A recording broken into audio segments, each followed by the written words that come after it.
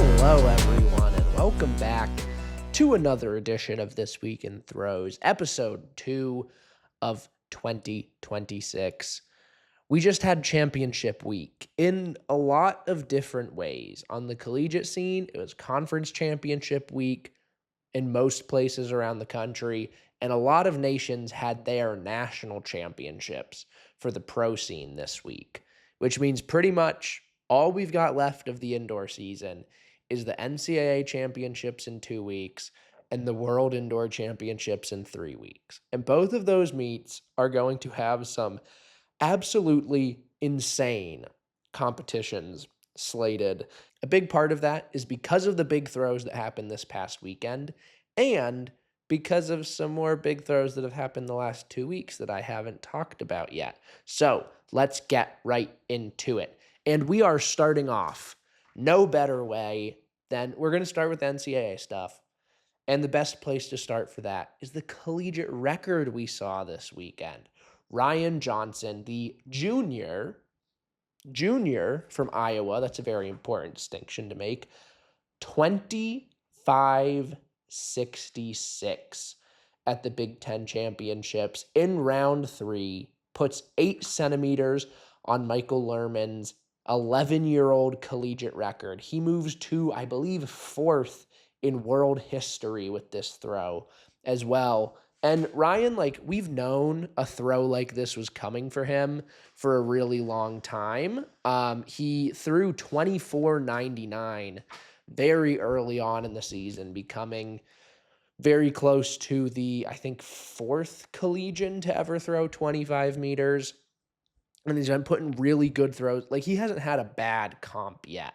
I think he's competed 8 times, and he owns 8 of the 9 best performances in the NCAA this year. So he is basically as heavy of a favorite as you will ever have in a throwing event heading into a national championship. And so that's 8 of the 9 best performances. He also has the 13 best individual throws in the NCAA this year. And his series in Indianapolis was pretty crazy. He fouled his first throw, and then in round 2, he went 25.42. So that already moved him up to 2nd in collegiate history. And then in round 3, he hit that 25.66, capped it off with another 25-meter throw in round 4. So I don't know if we've ever seen 3 25-meter throws in the same series before, especially by a collegian. That is really, really ridiculous stuff. And Ryan just posted, I think today he posted a video of him throwing the hammer, and that ball is just the time. I mean, he's throwing it indoors, so he's throwing it into a net or one of the big tarp things. I live in Florida, so I'm unfamiliar with those.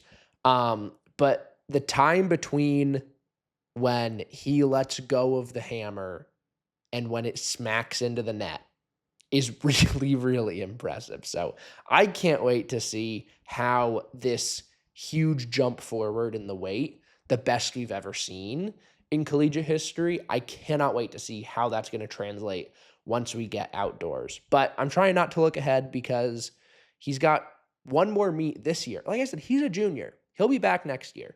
This year, he's got one more meet to put even more distance between him and everyone else that's ever thrown the weight in the NCAA. And it's going to be fun because it's kind of a game of just how far can Ryan go. That is at least true for the goal, because it would take kind of a disaster from him for someone to beat him. The battle for the rest of the podium spots, the rest of the scoring spots really at NCAAs is going to be fascinating. Conference week as a whole wasn't super crazy. The second best mark was Texas Tanner, who went 23-31 to win the Mountain West title. And the third best mark was from Tarek Robinson O'Hagan, 23-25 to win his 10th SEC title. He won his 11th in the shot put the following day. And then Virginia's Nick Polacronu threw 23.06 to win the ACC title. So those are the only 3 other throws over 23 meters this weekend. But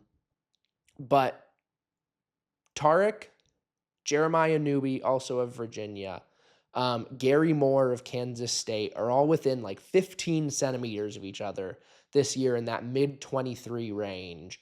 And then Texas has thrown over 24 meters. He's the only one other than Ryan Johnson who has thrown 24 meters, but that was in December. He hasn't reached that mark again, but who's to say he can't do that at NCAAs? We know the kind of championship performer that Tarek is when he gets to that national title stage. He's thrown over 24 meters in his career before he threw 24 meters at nationals last year. So I really am very excited. Like, on paper, when you have as clear of a favorite as Ryan is, I can understand why you could be like, oh, that competition's not going to be super interesting.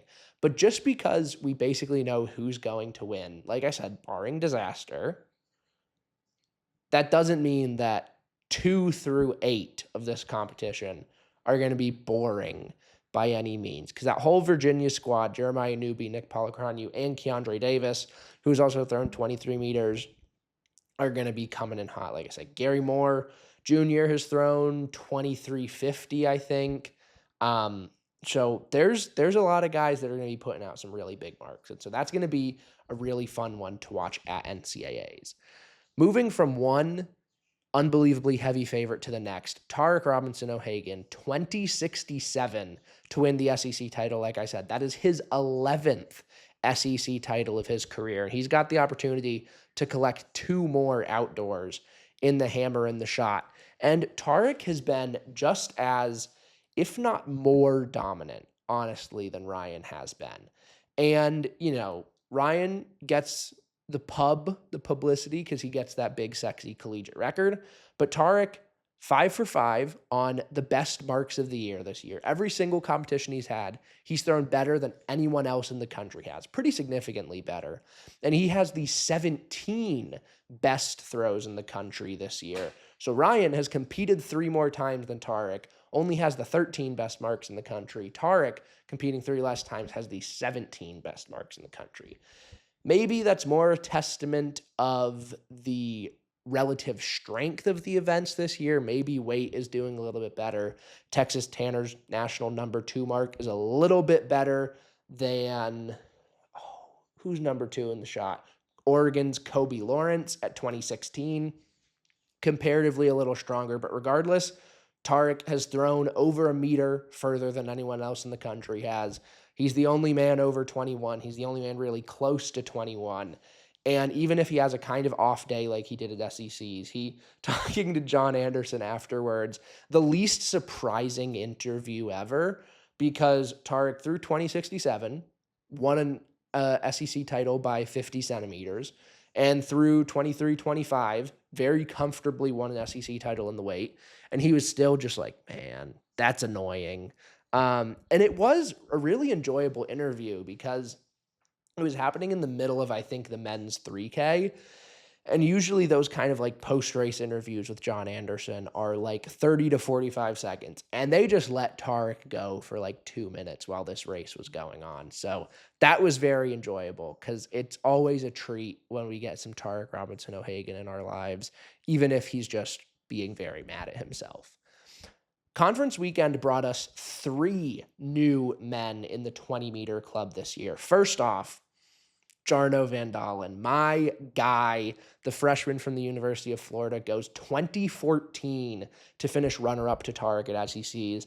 And this is a mark that if you've watched him throughout the season, you knew it was coming. He's had marks this far in competition. They've just been fouls, whether it's been little tiny foot fouls at the front of the circle. I think there was one at the Tyson Invitational about a month ago or 2 weeks ago, I believe, where really big throw, but he got his heel up on the top of the toe board. This time, he got the big mark, and he got it in, and it was legal. His first time over 20 meters with the senior implement. Really, really promising signs out of the 19-year-old heading into his first national championship. At SECs, you also had Mississippi State's Rory McCloyan go 2011 for his first time over the 20-meter barrier. Very big mark for him. An SEC bronze medal is still nothing to be ashamed of, but it's like having this insane day of your life, and then you're like, man, I gotta go against Tarek. And like that's got to be tough to some extent. But huge congrats to Rory for that big PB. And then this last one, I'm very excited to talk about this guy. Quentin Peterson of Gardner Webb went 2010 to win, I believe it's called the Big South Conference. And Quentin, this mark skipped the 19s entirely for him. He had never thrown, I think his PB coming into this one was like 1889 or something. And he goes from the 18-meter zone all the way up to 20 meters 10. And when he got to Gardner Webb in December of 2022, his first collegiate competition, he threw 13.01 meters. And that wasn't like an outlier performance. Like throughout that indoor season, he was regularly throwing 13 to 14 meters. Into the outdoor season, he was throwing 13 to 14 meters. And now, 3 years later, he's throwing over 20 meters. He's headed to the NCAA championships as the 5th best man in the country this year. That is insane. But this guy is also a 60-meter discus thrower. He threw 60-30 last year at a meet at USF, which at that time of the season moved him into the top 10 in the country. So this dude, I personally am embarrassed that I had never heard of him before today, because he is a beast. A 20-meter shot putter and a 60-meter discus thrower in the NCAA nowadays is absolutely awesome. And so I'm rooting very hard for you, Quentin Peterson, as you go to your first national championship. And I cannot wait to see what you do matched up against the big dogs. Is that all I've got for NCAA men's shot? No, because I've got a quick note about the Big Ten championships. That was probably the best, most exciting competition because of conference weekend, at least, because in first place, Penn State's Ryan Henry throws a big PB of 1994 to take the win. Second place, 1 centimeter behind him, Oregon freshman Ben Smith goes 1993 with a PB of his own. Ben's been having a great season, redshirt freshman, I should say, and very exciting to see what he'll be able to do, along with his teammate Kobe Lawrence, who currently ranks second in the NCAA. They could be a dangerous 1-2 punch for an Oregon team that's looking to do big things in the team race at NCAAs. And that bronze medal at the Big Ten Championships went to Nebraska's Cade Moran, one of 6 men over 20 meters this year. He went 1987. Really strong mark for him heading into what should be a fun national championship meet. Women's weight throw now in the NCAA, and this has been a really good event all year because there is a strong pack of 5 women, which we'll get to in a little bit, that really any of them could end up taking the title when we get to Fayetteville in 2 weeks, and it really wouldn't surprise me that much. The biggest mark from conference weekend, Texas's Giovanna Meeks went 24.44. That's just 5 centimeters off her PB, which she set 2 weeks ago at the Tyson Invitational in that awesome duel between her, Antoinette Nabwe, and U.S. national champion Jelani Davis. More on that in a bit. For Giovanna, this just kind of solidifies, though, how consistent she is. I mean, the last 2 meets, she's gone 24 mid, and she had the best throw. I mean, Antoinette is still the national leader with her throw from the Tyson Invitational, which I believe was 24.67, I think, maybe 69. Not sure on the exact specifications of that one, but Antoinette is still the national leader. Antoinette has had really good marks every single time. But when you look at conference weekend, which is going to be the most recent marker we have going into nationals, Giovanna had the best throw that week by 74 centimeters. Antoinette had a solid day at Big Tens, finishing second, I believe, but she threw just a shade over 23 meters, which we know she's capable of a lot more than that. And, when they met this year, Antoinette got the win head-to-head. So I don't really know what to weigh that or how to weigh those things. I'm still trying to decide if I have the guts to make an NCAA's prediction video. At the very least, I will do an NCAA's preview video, but TBD whether or not I will actually be smart enough to make predictions in there. I will say I will not be making graphics again this year because Anulos Monseranis has terrified me out of ever doing that again. So Anulos, if for some reason you're watching this, just know your lampooning of me has made a lasting impact. The second best mark of conference weekend was the Big Ten champion, Illinois' Fethaseng Mekethe. I've said this every time I've said her name. I don't know if I'm pronouncing it right. If anyone sees this that knows how to pronounce that, who knows how to pronounce South African names, please tell me, because I really don't like mispronouncing people's names, but I'm trying my best. She threw a PB of 23.70 to win that Big Ten title. The Big Ten, by far the most competitive conference for the women's weight throw. You saw 22 meters on the dot just to score at your conference meet. That's crazy. I think 22 meter, I'll double check this while I'm editing.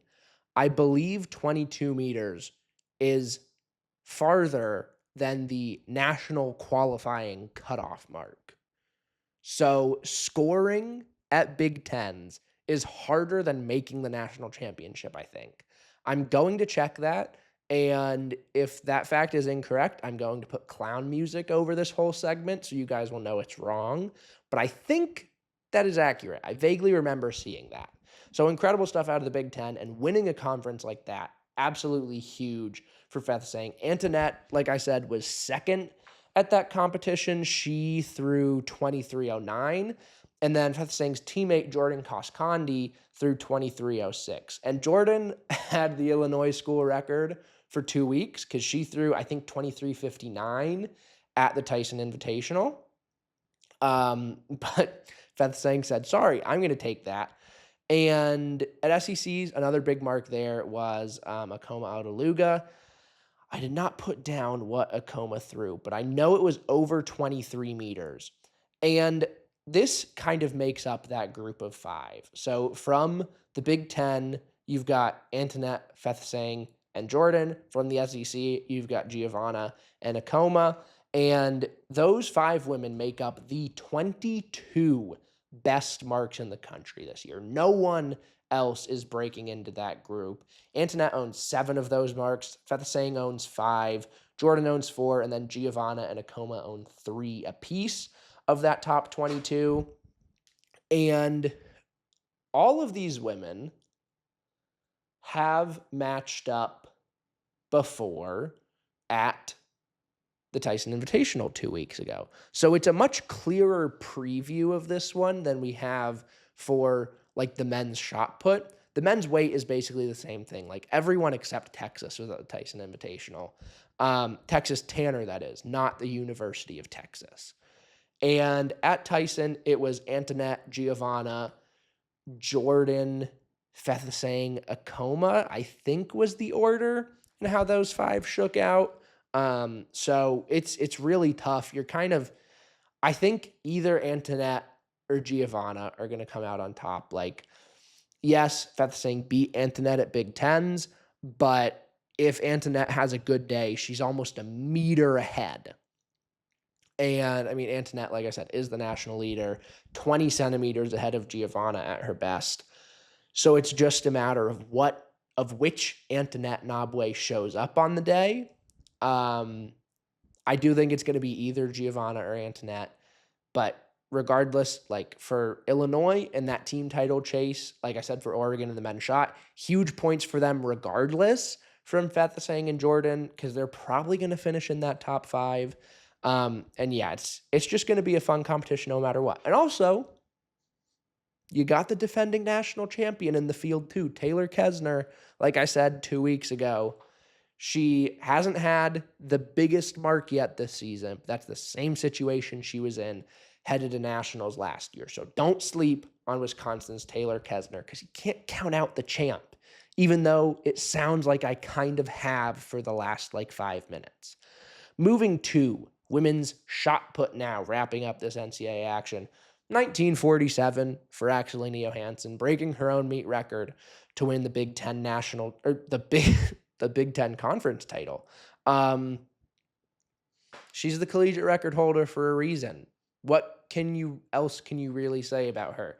This is 30 centimeters worse than her best mark of the year, and it's 60 centimeters ahead of anyone else in the country.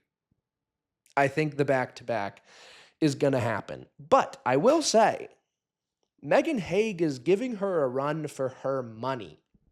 At the SEC Championships, Megan Haig had already thrown a PB of 1873.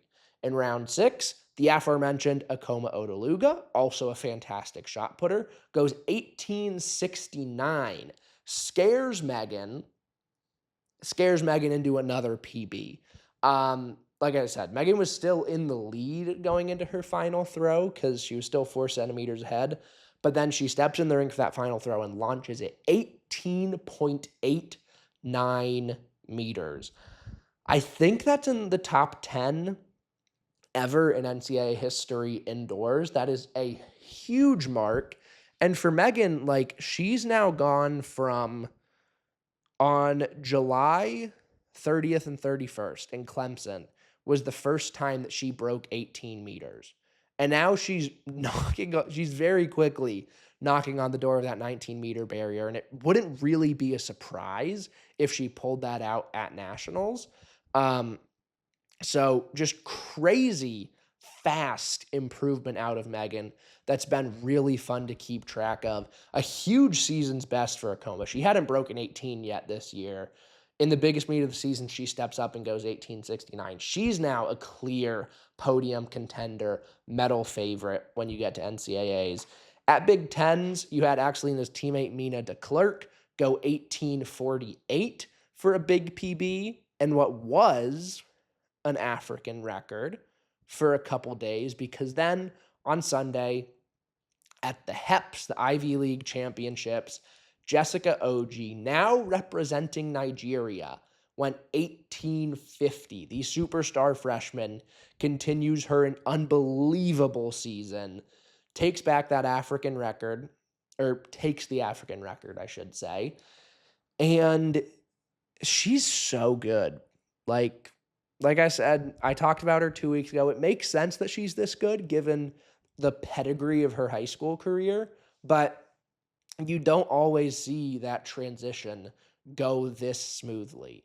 And so the fact that she is a freshman, a true freshman, and already very much in contention for a national runner-up spot, which maybe it's disrespectful to talk like that, but like, it's the same thing with Ryan and Tarek in the men's events. Like, everyone else is counting on them to have a bad day. Everyone in this event is counting on Axelina to have a bad day. But Jessica, just unbelievably impressive stuff. And the fact that she is representing Nigeria now is very exciting because it kind of takes away the pressure of USA's. And I will say, when this was announced a couple weeks ago, there were some funny responses because I tweeted something along the lines of like, oh, good, Jessica Oji is going to be at every global championship for the next 2 decades now. And there were people that replied and were like, that is if Nigerian athletics remembers to enter her, which is a bit of a problem with them asking that Chicken Woke. I guess that wasn't them forgetting to enter her. That one in Tokyo was like drug testing issues, I think. Regardless, I'm very excited that Jessica Oji is essentially guaranteed a spot at global championships now. That's very exciting. It would be kind of sick to see her at World Indoors. I don't know if I'll talk about this more when I get to the pro women in the shot put. She's probably actually not high enough on the top lists to go to World Indoors yet this year. But for Axelina, she absolutely will be.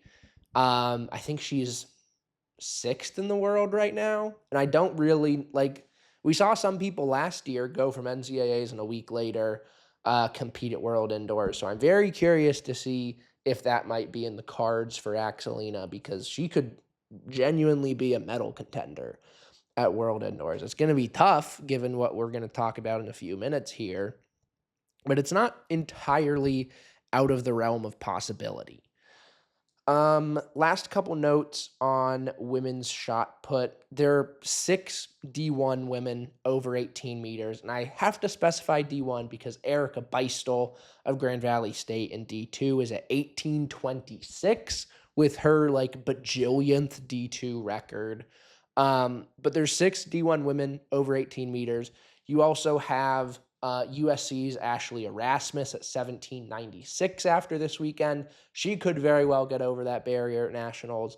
And you've got Georgia's Nina Ndubuisi. Again, a terrible pronunciation. Again, no one has ever told me how to pronounce Nina's last name. She threw 18:91 last year and won the SEC outdoor title. Hasn't been the smoothest first season for her as a Bulldog, but not her smoothest season has been, I think she's thrown 17:93 this year and was 4th at SEC indoors, throwing like 17:60. So she's definitely got it in there if she can find it. There's a world where we see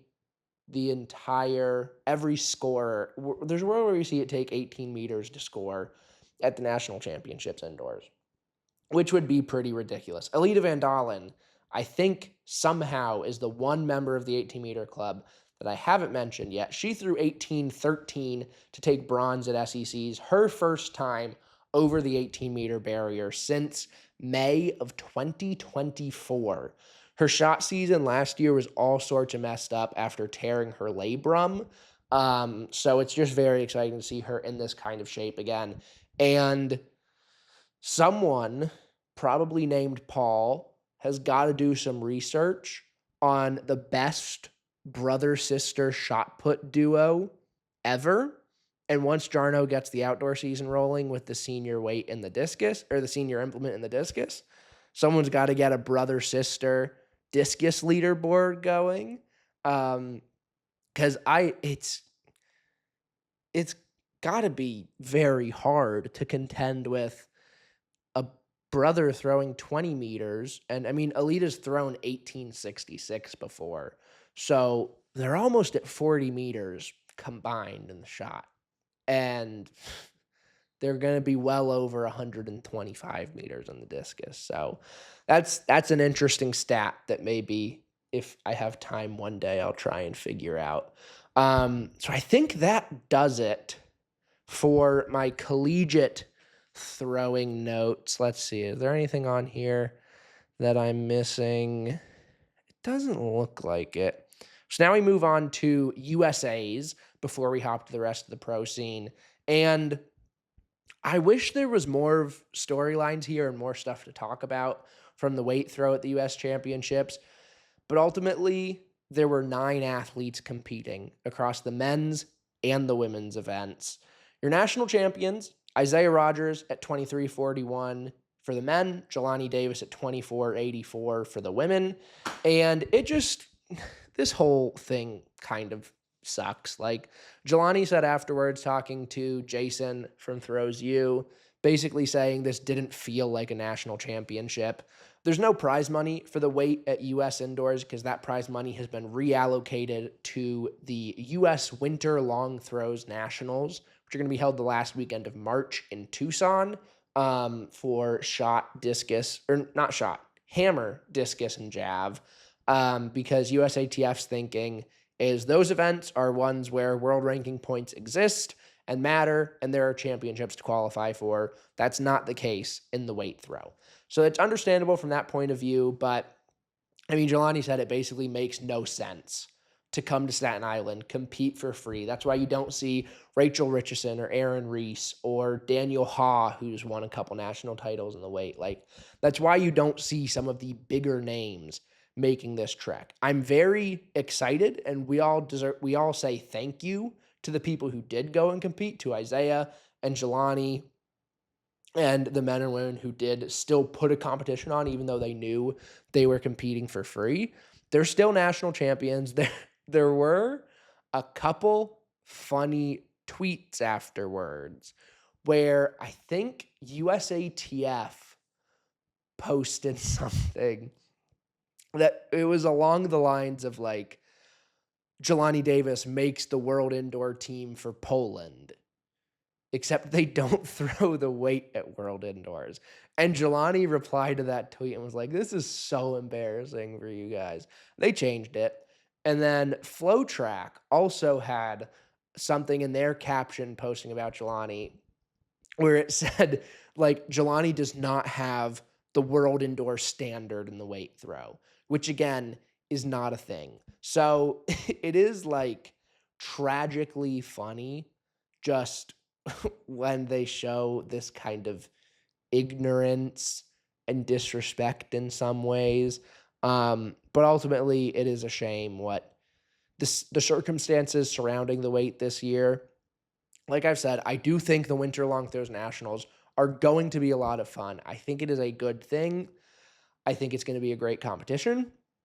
It just sucks that it has to take away from something else in order for us to get this nice new thing. Enough with the sad stuff. We're moving on to shot put now. Chase Jackson. She's here. I forget. I think she's only competed once this indoor season. And I think she threw like 1894 at a meet over in Europe. So pretty easy for her to reset her season's best in Staten Island over the weekend. First throw, foul. Second throw, 1875. Third throw, 1910. Fourth throw, 1927. Getting better and better every single throw.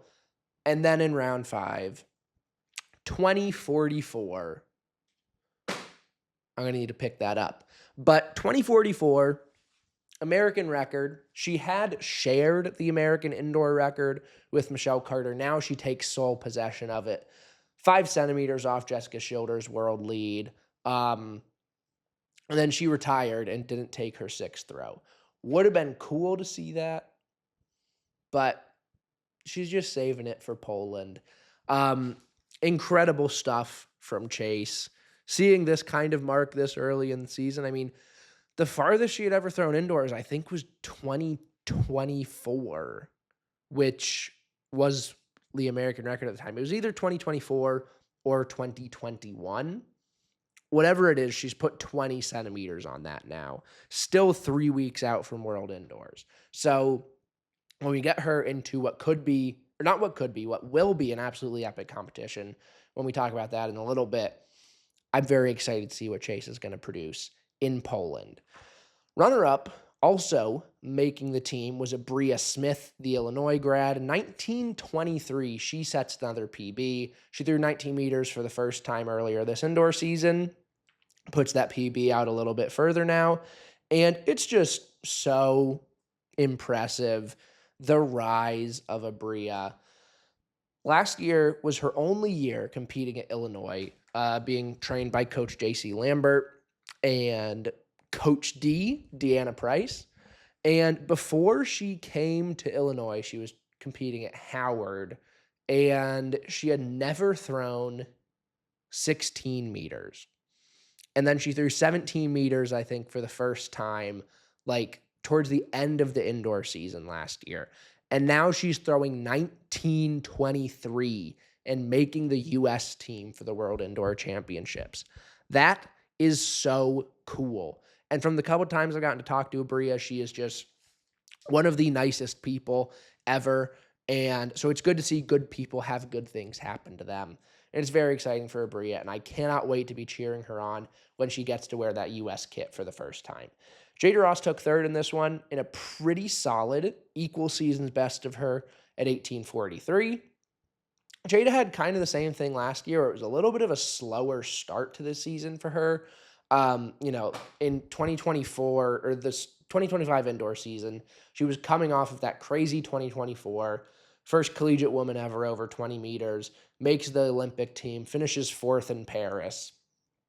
And so then it makes sense that it was kind of a slower build into her 2025 season, but also like it was just kind of interesting to see. Like, she didn't throw 19 meters indoors last year. She ended her season throwing 1898, I think, at NCAA indoors. But then by the time we got to the middle of the summer, we saw her over 20 meters again, setting a new PB. So I think she's shown that she can have a little, maybe compared to expectations, a worse, quote unquote, worse indoor season, and then still really heat up when it matters most when it gets to the outdoor season. So I'm not really looking too much into this result for Jada, even though it would have been nice to see her wearing another USA kit, but she's got much more of those down the line. The men's comp, very clear top two in this one, with Roger Steen taking the win at 21.81, Jordan Geist finishing second at 21.72, and Josh Awatunde rounded out the podium 21.06. Those three are all headed to World Indoors because, thankfully, Jordan Geist won the World Indoor Tour. So across the series of like 5 or 6 meets in the U.S. and in the U.S. I think was just New Balance and Millrose, and then a couple of meets over in Europe, Jordan Geist picked up the most cumulative points there, earning a bye for the U.S. So that is why we get to take 3 men to the World Championships. Roger Steen, the winner. Jordan Geist could have finished 8th in this one. He still would have been headed to Poland. And then Josh Awatunde sneaks in. He goes 21.06 for a season's best. He's the one that gets to take advantage of Jordan getting the bye. Josh said in an interview with Jason of Throws You, once again, interviews on their channel. Go look at those. I'll link it in the description. He was like, I need to buy Jordan Geist a beer the next time I can, because that's the only reason we got 3 Americans headed to the World Championships, and that's pretty cool. The surprise of this one, though, first of all, before we get to that, Roger Steen is a national champion. That is so, so cool. And this guy's the defending world indoor silver medalist from last year. Going back, he's the world indoor leader this year because Leo Fabre's 2250 was outdoors down in South Africa. And so it's going to be interesting to see him, Jordan, and Josh. And Josh said that like he hadn't been able to throw like a week before the competition. So he was far from like tip-top shape, but he still comes out, gets over 21 meters for the first time this indoor season. Give him 3 more weeks to get into the shape, and I think that team is going to be really good and really fun to watch in Poland. The surprise of this competition, the person not on the team, is Joe Kovacs, who Joe finished 5th at 2018. That is his worst mark in a competition since the 2019 Stockholm Diamond League. And I really don't know what like conclusions to draw from this result. Like a week before USA's in Poland, in the same ring that they would be competing the World Indoor Championships in, he threw 21.92 and beat Leo Fabre, and I think Roger Steen was there, and Ginger Campbell, and Chuck Anakwechi, and like all of the top guys he would be competing against at the World Indoor Championships. He throws 21.92 and picks up the first international indoor win of his career.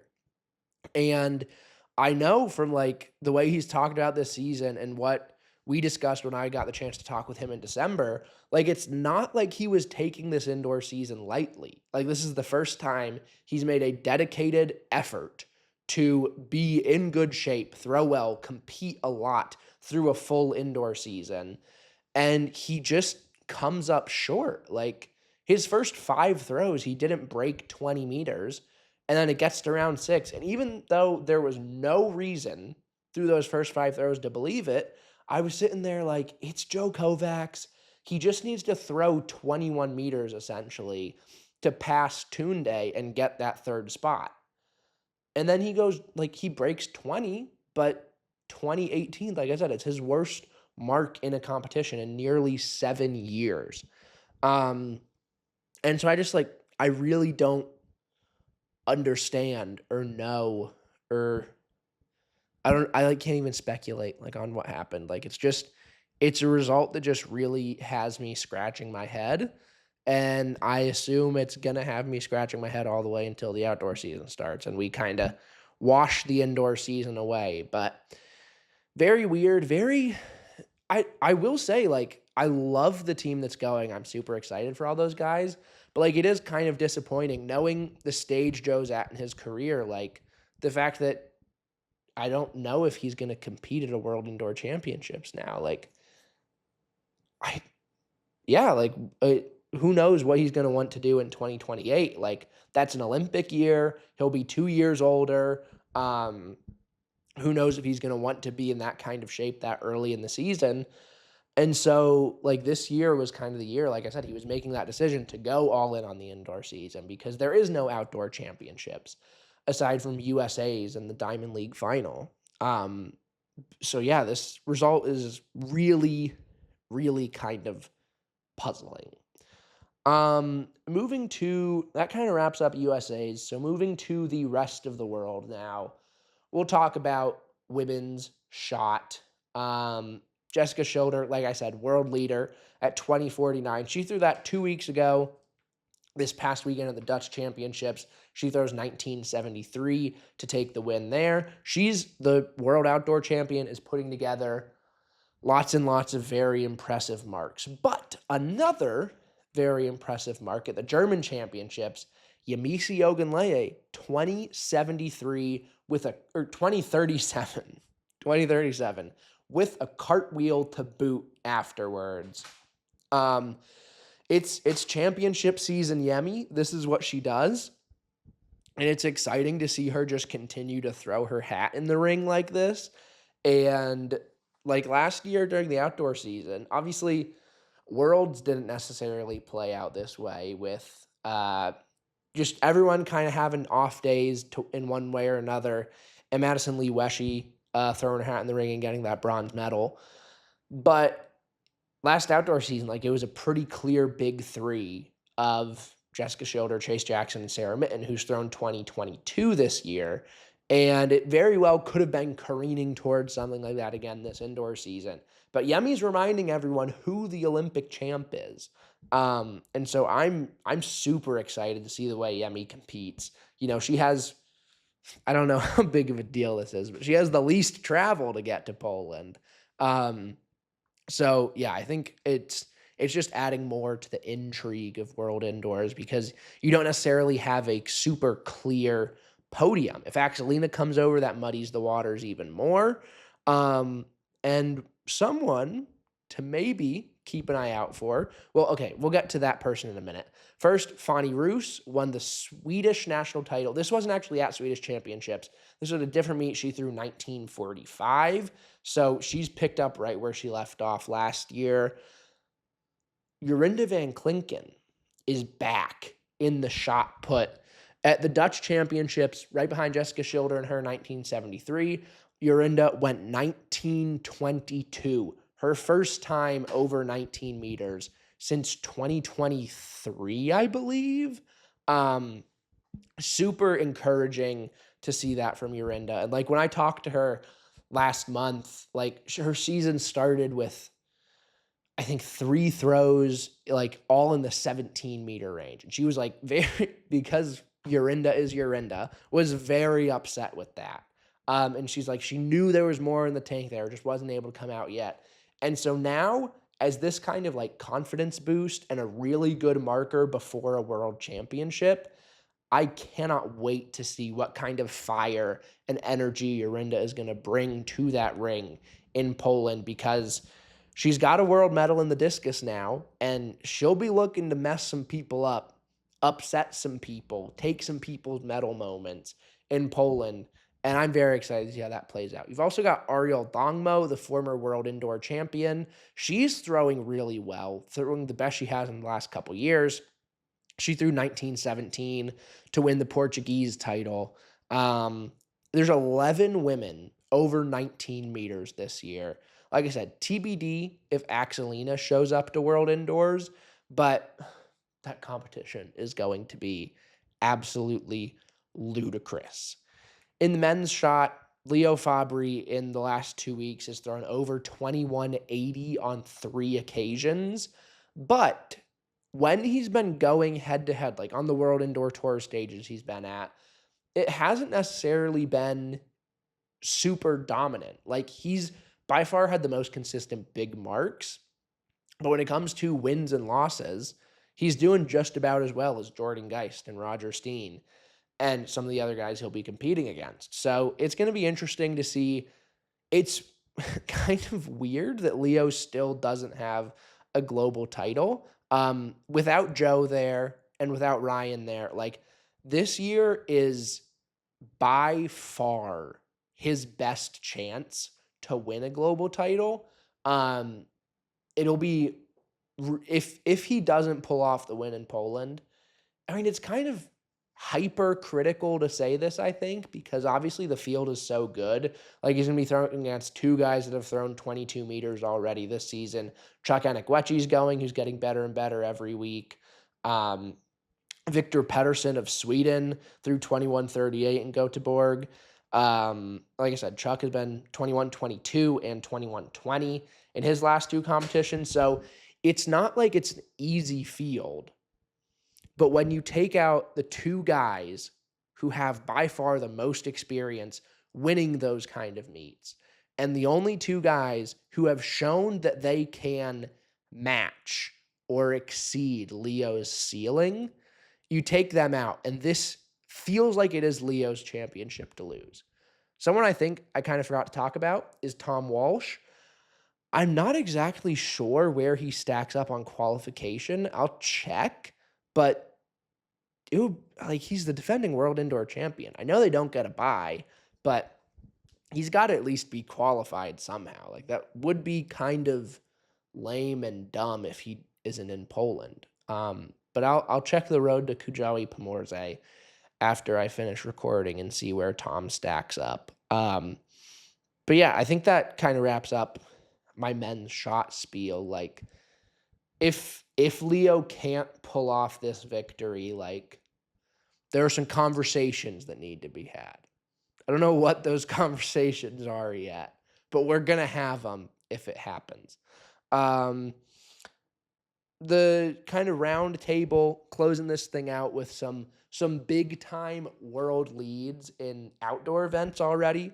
In the women's discus, Marika Steinecker of Germany threw 64.12 on home soil. That's a pretty solid world lead for March 3rd. It's March 4th now because I've been recording for 50 minutes. In the men's discus, Matty Denny opened his season over the weekend in Hobart down in Australia, 68.74 for him, the third best mark ever in the month of February. As I said on the Paulie Throws Fact of the Day 5 days ago, so you guys should, it was not 5 days ago, it was 3. So you guys should tune into those if you aren't, by the way. But the most impressive outdoor world lead of the year so far came from the Hungarian Winter Throwing National Championships.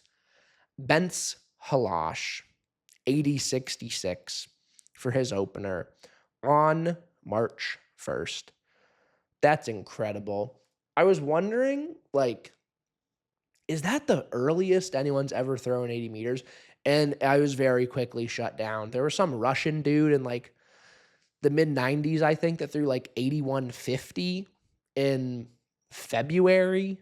And I was like, the farthest throw ever in March. And no, there's some guy that I think threw like 83 meters in March sometime. So regardless of maybe not as much historical significance and not as fun of a stat as I thought it might be, that's a really, really far throw for the first day of March, Bence Halash. You are crazy, and you are starting off your season pretty good to win a $150,000 grand prize in the World Ultimate Championship on home soil in Budapest in September or whatever month the World Ultimate Championships are in. So very exciting, very encouraging to see something like that out of Bence already.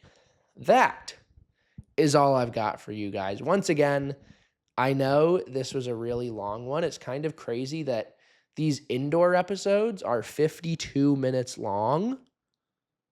Part of it is because I'm trying to cram like 3 weeks into one episode, but also part of it is just because I'm yapping.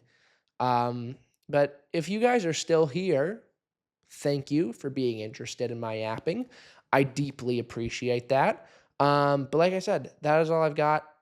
I don't know if we'll have one next week because I don't really know what's going on next week, but I'll be back for an NCAA's preview and then NCAA's recap and then a Worlds preview. That might be a little ambitious, but we'll see what happens.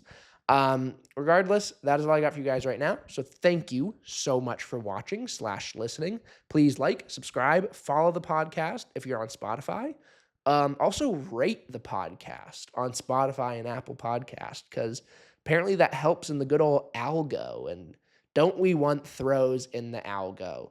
Throws in the algo. I'll start a hashtag for that. What? It's too late. I gotta get to bed.